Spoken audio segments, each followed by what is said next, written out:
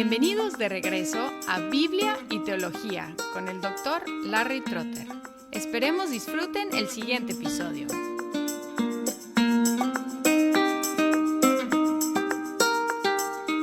Hola y bienvenidos a Biblia y Teología, un podcast dedicado a la exposición bíblica y la enseñanza teológica. Hasta ahora hemos hecho 3 series. La primera fue una introducción general al texto y el canon de la Biblia. Luego una serie sobre lo que se llama teología bíblica, enfocándonos en el desarrollo orgánico de la Biblia a través de los pactos. Y luego una serie sobre la teología sistemática, enfocándonos principalmente en el conocimiento de Dios, la revelación de Dios y especialmente las Escrituras y su inspiración. Hoy empezamos con una serie sobre algunos salmos representativos. Y antes de entrar en un salmo en específico, vamos a dar una introducción al libro de los salmos. Luego expondremos algunos salmos que son representativos de su clase o género de salmos. Normalmente, cuando hablamos de introducción a un libro de la Biblia, hablamos de temas como autoría, fecha, contexto histórico y género. Pero en el caso de los salmos, el asunto se complica porque hay 150 diferentes salmos y no tenemos mucha información sobre sus fechas y contextos históricos. Vamos a repasar algunos de estos puntos más importantes. Primero, la estructura del libro de los Salmos. Está dividido en 5 libros correspondiendo al número de los libros del Pentateuco. Cada libro termina con una doxología, o sea, una alabanza. Podemos detectar grupos de salmos similares. Algunos están agrupados según el autor. Por ejemplo, hay una nota que dice en el 72:20, aquí terminan las oraciones de David, hijo de Isaí. Esta nota parece indicar que en una etapa de su desarrollo los salmos davídicos estaban juntos y esa nota terminó esa colección de los salmos davídicos. También hay un salmo de Asaf, el 50, y luego una agrupación de salmos de Asaf entre 73 y 83.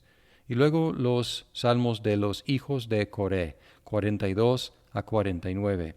Otros salmos están juntos por su función o contenido. Por ejemplo, tenemos salmos reales en los 90, 93 y luego 95 al 99, salmos acerca del rey. También cánticos de los peregrinos entre 120 y 134, salmos de alabanzas, posteriormente usadas en la Pascua, 113 al 118, y también doxologías finales, 147 al 150. Por supuesto han observado que algunos de los salmos tienen títulos, y hay títulos que identifican a los autores, títulos que identifican los contextos históricos y títulos que dan instrucciones técnicas sobre el uso del salmo. Hay títulos históricos en 14 salmos y no hay ninguna evidencia textual de que los salmos hayan circulado sin estos títulos, es decir, que los manuscritos que tenemos tienen estos títulos, lo cual indica que son muy antiguos. Sin embargo, hay ciertos factores que ponen por lo menos algunos de estos títulos en duda en cuanto a su originalidad y por lo tanto canonicidad. Es decir, que hay factores que ponen en duda si realmente son parte de la Biblia o simplemente como en nuestras versiones modernas tenemos unos títulos que los traductores han agregado. Estos son los factores que ponen algunos de estos títulos en duda. Había una tendencia marcada de añadir títulos históricos a través de los siglos. Por ejemplo, en la Septuaginta, la traducción del Antiguo Testamento en griego, que fue en el 2 siglo antes de Cristo, la mayoría de los salmos tienen títulos. Y luego en el Pesita, que es la traducción del Antiguo Testamento en siríaco, en el 2 siglo después de Cristo, todos los salmos ya tienen títulos. También es curioso, por lo menos, que los títulos tienen la misma forma gramática. Aunque los salmos varían mucho en su estilo, los títulos no varían, tienen el mismo formato. Además, los títulos son más específicos que el contenido de los salmos. Es decir, que los títulos no abarcan todo lo que el salmo abarca. Algunos títulos parecen no quedar bien con el salmo. Por ejemplo, en el Salmo 30, el título dice Salmo, Cántico para la dedicación de la casa, Salmo de David. Pero si leemos el Salmo, no parece ser un salmo de dedicación de la casa. Y hay un título moderno que parece corresponder mucho mejor al contenido del Salmo, que dice Acción de gracias por haber sido librado de la muerte, que es un buen resumen de este Salmo. Es difícil conectar el título antiguo con el contenido del Salmo. Otro factor sospechoso es que los títulos están en tercera persona y los salmos en primera persona, una indicación que posiblemente fueron añadidos posteriormente por un editor.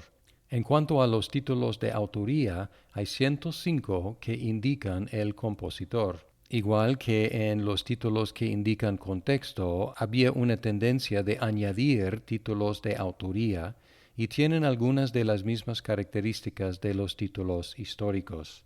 En el caso de David, que se identifica como el autor de muchos de los salmos, el cuadro que tenemos de David de los libros históricos confirma que era un compositor de canciones. Y de hecho, el Nuevo Testamento atribuye algunos salmos a David explícitamente. Pueden consultar Lucas 20, 41 a 44, Hechos 2, 25 al 28, Hechos 4, 24 al 26.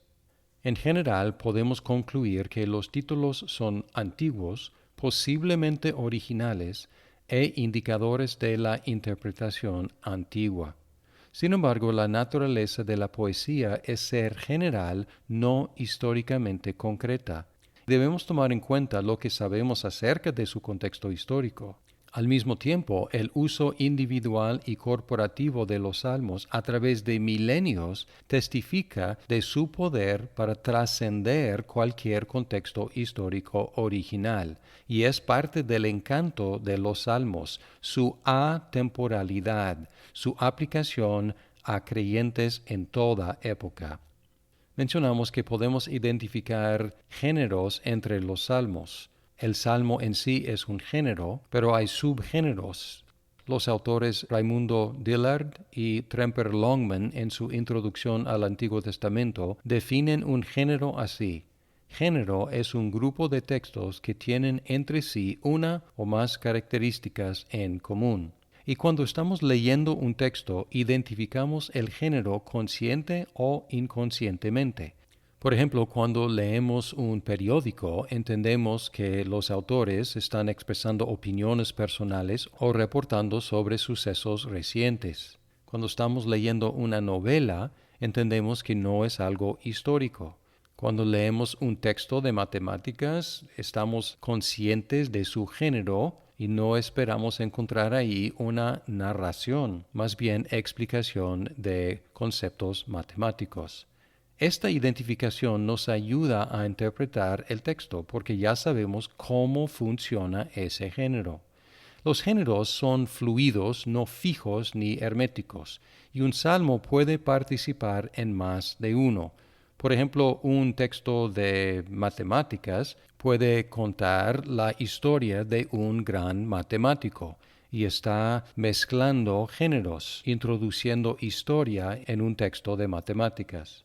En los salmos, la identificación de género provee un contexto literario para cada salmo, porque a veces no podemos detectar el contexto histórico, pero el contexto literario nos puede ayudar porque nos ayuda a relacionar ese salmo con otros salmos de su mismo género. El profesor Hermann Gunkel, 1862 a 1932, quiso identificar los géneros y su trabajo con los géneros sigue siendo la base del sistema de identificación de los salmos hasta la fecha. Los principales géneros son himno, lamento personal o corporativo, acción de gracias, real y sapiencial. Y vamos a hablar brevemente de estos principales géneros. Cuando pensamos en los salmos, muchas veces pensamos en himnos de alabanza, aunque los himnos no son la categoría más numerosa. Sin embargo, ellos controlan el tono del libro de los salmos. Se caracterizan por alabanza exuberante a Dios, por algo que Él ha hecho, normalmente algo vago en lugar de algo históricamente concreto. Y esta alabanza es frecuentemente evangelística porque invita a las naciones a participar. Los invito a leer el Salmo 100 como un ejemplo de himno de alabanza. Luego, la categoría más numerosa, los lamentos. Y hay dos categorías de lamentos, lamentos personales y lamentos corporativos. Los lamentos incluyen algunos de estos elementos. Muchas veces hay una invocación llamando a Dios, unas quejas por lo que el salmista está sufriendo, una confesión de pecado, una petición por ayuda, unas imprecaciones o maldiciones sobre los enemigos, una afirmación de confianza en Dios, luego reconocimiento de la respuesta divina y luego alabanza y bendiciones. Empiezan con quejas y frecuentemente terminan con alabanzas. Los invito a leer el Salmo 69 como un representante de los lamentos personales. Los lamentos corporativos tienen básicamente los mismos elementos, pero el pueblo está hablando en lugar del individuo. Y los invito a considerar el Salmo 83. El Salmo de Acción de Gracias es la contraparte del lamento, para utilizarse después de la respuesta divina al lamento. Primero el lamento, luego las acciones de gracias. Y hay a veces acciones de gracias dentro del lamento, pero hay salmos enteros que están dando gracias a Dios por su respuesta. Frecuentemente incluyen una proclamación de amor y alabanza, un resumen introductorio, un recuerdo poético de la necesidad anterior, un informe sobre la petición y la respuesta, y luego la renovación de la promesa de alabar al Señor y alabanza en sí. Pueden considerar el Salmo 18. El Salmo real ensalza a Dios como Rey o el monarca de Israel como Rey. A veces Dios como Rey y el monarca de Israel como Rey se conectan muy estrechamente. Pueden considerar el Salmo 2 como un salmo real. Luego los salmos sapienciales reflejan las técnicas literarias de otros libros de la sabiduría como Proverbios y Eclesiastés, enseñan directamente o a veces debaten un problema y contienen temas de sabiduría como los dos caminos, el contraste entre el justo y el pecador, el uso de la lengua, las riquezas, el respeto a los ancianos, etc. Pueden considerar, por ejemplo, el Salmo 1 como ejemplo de un salmo sapiencial. Estos son los géneros más prominentes: himno, lamento personal o corporativo, acción de gracias, real y sapiencial. Como observamos en nuestro episodio sobre la inspiración de la Biblia es palabra de los seres humanos y palabra de Dios, y en los salmos es más evidente la participación humana, salvo en el caso de algunos salmos sapienciales que utilizan la voz de Dios. Principalmente es la voz de los seres humanos expresándose a Dios. Así que en ellos escuchamos la voz del pueblo de Dios respondiendo a Dios. Al mismo tiempo son parte de la Biblia y por lo tanto la voz de Dios habla en los salmos. Este hecho nos ayuda a interpretar los salmos, porque a veces encontramos textos que parecen ser indignos de Dios, y podemos reconocer que son reacciones humanas no necesariamente justas o correctas, pero también son palabra de Dios para nuestra instrucción. Una cuestión que tenemos es cómo predicar los salmos como palabra de Dios para los cristianos, cómo predicar a Cristo en los salmos. Tenemos varias ayudas del mismo Nuevo Testamento. En Lucas 24:44, Jesús dijo: Esto es lo que yo os decía cuando todavía estaba con vosotros, que era necesario que se cumpliera todo lo que sobre mí está escrito en la ley de Moisés, en los profetas y en los salmos. Y luego en el 46, así está escrito que el Cristo padeciera y resucitara de entre los muertos al tercer día. Según Jesús, los salmos tienen que ver con Él y con su obra redentora. Y en los episodios que siguen es lo que vamos a estar intentando hacer, buscar a Cristo en el libro de los Salmos. Muchas gracias por escuchar este episodio de Biblia y Teología.